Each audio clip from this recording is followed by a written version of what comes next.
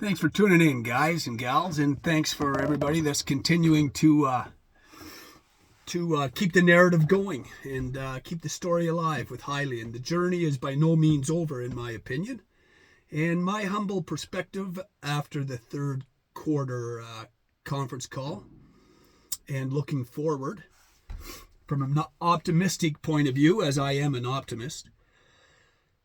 Well, it wasn't so bad. Depending on how you look at it, in many ways, it was pretty good.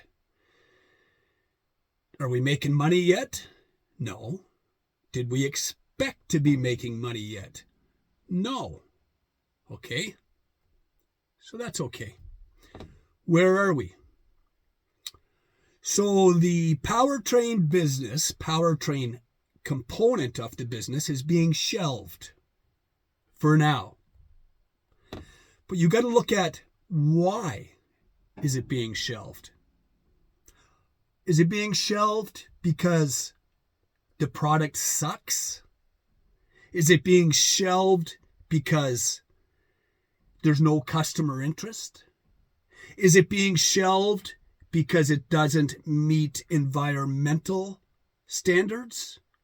Is it being shelved because the customers that are currently testing the product are experiencing bad results or failures? Is it being shelved because mechanically it's not sound? I could go on and on and on. And the answer to all of those questions is no. It's not being shelved for any bad reasons on the ERX's part as far as any of those aspects goes, whether it be performance, satisfaction, mechanical viability, environmentally viability. Everything's good. Everything is good about the Hyliion Hypertruck ERX powertrain. Everything is good. Except one thing that is not within Healy's or Hyliion's control. That one thing is the cost. Now, customers like it. Customers are interested in the product. The cost viability is not there. Okay, so that's why it's being shelved. Now, compare that to competitors. We could, for a lack of a better word, I'm going to say competitors. Other players in the space, shall we say, who are working on a path to more environmentally friendly, sustainable fuel sources for the commercial industry. Why have competitors fallen by the wayside? Not even shelved, because they weren't smart enough to make that decision before they went bankrupt, as Healy pointed out. Many have fallen by the wayside, not only due to financial reasons, but due to product viability. The product sucked. The product just doesn't work. Hyliion's Hypertruck ERX, although it's being shelved temporarily for who knows how long, is still the best solution available. Okay? That's important, guys, going forward. None of the products are being sold. None of the products are being adopted. And most of them are due to reasons that aren't only financial. It's because the product sucks. So I'll give you two scenarios. If you were a fleet owner or in the transportation sector or in the shipping business, what would you rather have available to you on the horizon looking forward? A product that doesn't work and is not affordable currently, or a product that does check all the boxes as far as environmentally sustainability, being able to do the job required, hauling freight up and down the road, and is currently not affordable? I would rather have available to me the product that works actually for what I need it for, but I just can't afford right now. Okay? Think about that. You just can't afford it right now, but it works. On the other hand, there's a product that you can't afford, but doesn't work anyway. Well, what's the good of that product? None, even if you could afford it. Okay? So, the Hypertruck ERX is sitting on the shelf. It's ready to go. It's ready to go for when the factors that are affecting its affordability improve. It's ready to go. It's still the best. It's going to be the best. I would rather have that in my back pocket than the one that doesn't work. Okay? So let's leave that aside. Hypertruck ERX, just like, it's there. It's ready. Okay. Now, the financial decision to shelve it, that's from a usable aspect. The product is there. It's good. Now let's look at the numbers decision. Now with the numbers. Okay, they're going to reduce their cash burn substantially by doing this as well. They're going to focus on the Carno, which is also a fantastic technology, and it's available and ready for a market, as Thomas said, a market that is already an ongoing market, and they're just going to introduce a new product to an existing market, as opposed to the ERX that is trying to break in, create, shall we say, a new market. The market already exists for the Carno. Okay? The cash burn by introducing the Carno to the market is going to be substantially less than if they kept chugging down the same road to oblivion, spending money into oblivion with the Hypertruck. So it's a good decision financially as well. Okay? So they got a product that is actually marketable and will be marketed for a much less cost. The cash burn is going to be reduced, and they're going to be able to prolong the cash available. So that's a good thing. Is the potential for the number in revenue dollars the same as what it would be if you sold ERXs? No. But the cost differentiation between your loss and your gain is what's important. I'll give you an example with numbers. So let's say Hyliion came to us as shareholders and said, we're just going to throw a scenario out here, like a hypothetical scenario. Our revenue for the quarter was $10 million on ERXs. Okay? $10 million. Wow, that's pretty good. But our revenue on the quarter from the Carnos was $2 million. Wow, damn.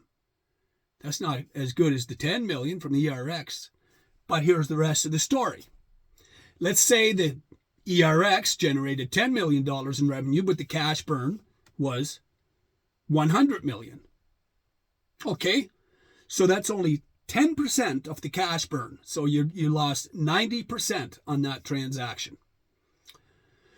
On the other hand, if the Carno generated $2 million and the cash burn was $4 million, shall we say, while we're still at a loss. Well, you only burned 50% in that scenario. Okay, you see how numbers work, guys?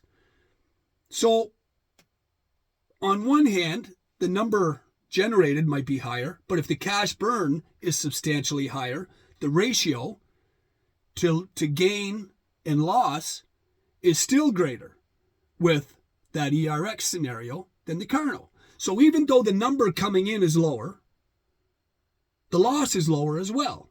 So that slows down the cash burn. And eventually the numbers flip around and the amount generated exceeds the cash burn. So in many ways, this road we're going to go down is the Carno road for a while until conditions change. Whether Hyliion brings that ERX to market, or Cummins does, or somebody else does. Either way, it could play out to our benefit. Okay? And I see that it will. I didn't expect this year to make money from Hyliion anyway, or next year. I'm still in, a 5-year time horizon. And do I think the Carno is going to be profitable within 5 years or less? Absolutely. Is the Hypertruck ERX technology still going to be available?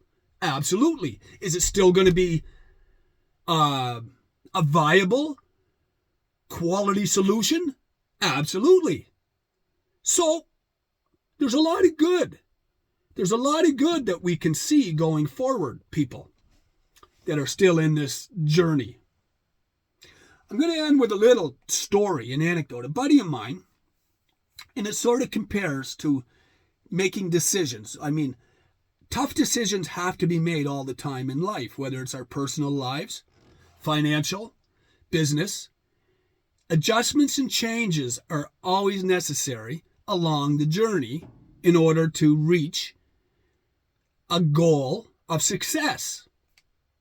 I'll tell you a little story about where you have to change course sometimes, and you have to put something on the shelf for a little while to ride out a storm.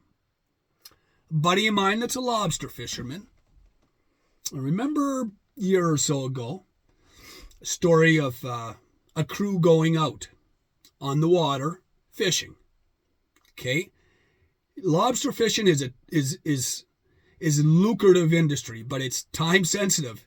The season is open for a limited time, and you make your money, you make it fast, and you're done.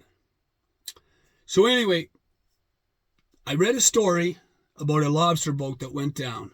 5 fishermen gone, lost at sea. And I was talking to my buddy about it. That's a lobster fisherman, and he's responsible. And he works with a responsible crew and a captain. And I said, that was too bad about those guys, man, that their boat went down. And I said to him, and he fishes, they fish in the same grounds. And he said, yeah, Jones, he said, they never should have went out there to begin with. I said, no. He said, no, they knew the weather. The weather was beautiful on shore. They knew the weather. They knew the weather forecast. They had the foresight available to them to change their decision. And the weather forecast was for stormy weather out in the fishing grounds. And stormy weather in the North Atlantic is worse than anywhere else on the planet. The North Atlantic has the worst storms anywhere. So they knew damn well that even though it's a beautiful day on shore, where they were going to go fishing was bad. Bad weather was forecast. A lot of the crews stayed in that day, including my buddies. They worked in the shop. They worked on the traps. They repaired traps. They built some new traps. They worked on preparing bait for another day.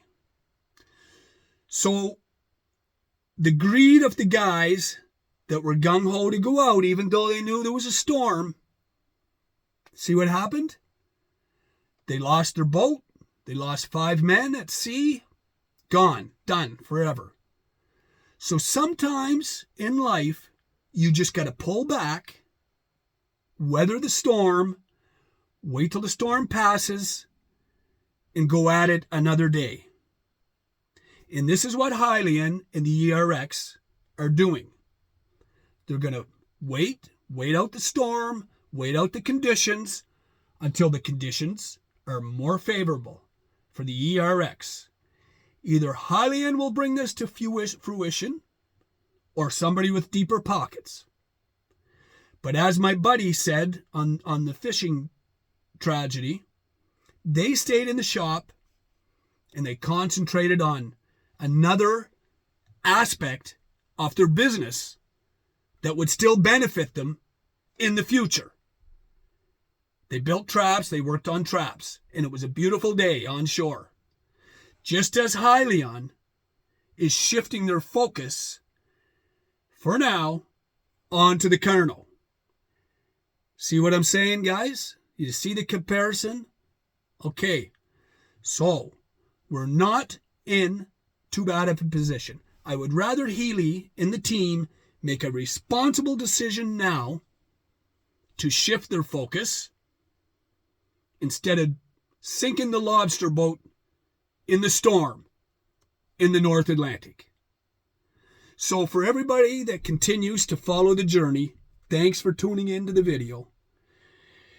Who knows where we're going to be, but there's no guarantees in life. I've said it before. There's no guarantees in business. There's no guarantees in this Hyliion journey. But there is one thing that's guaranteed. If you don't stay in the journey, you have no chance. If you stay in the journey, you still do. That's all I got, guys. Stay in the saddle. Thanks for tuning in, and don't sweat the small stuff. And shout out to all the other guys that are still making videos. Ryan, independent investor. Great one yesterday. I loved it. It was great. I liked when he talked about some people are seeking their 20 minutes of instant pleasure. I'd say a lot of them, it's their 2 minutes. But anyway, I laughed at that. But that was a great video. I really liked it. Anyway, to all the other guys, Robert and Excalibur and Silent and everybody else that's still in the saddle and in the journey, tip of the hat to you. Stay in the saddle, don't sweat the small stuff. Over and out.